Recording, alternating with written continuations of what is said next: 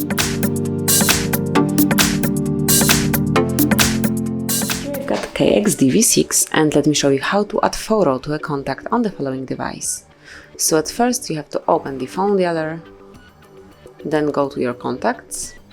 Now pick the one that you would like to change this profile picture to, so in my case it can be Jimmy as it has no photo contact. Click on the more icon, which is 3.1, and select edit.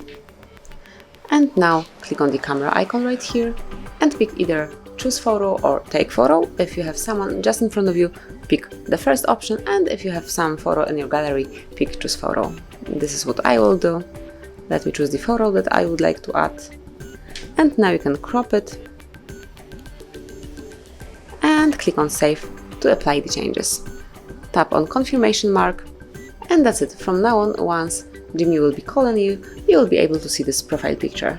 So that would be all. This is how you can smoothly, quickly and easily add profile picture to a contact. Thank you for watching. Please subscribe our channel and leave the thumbs up.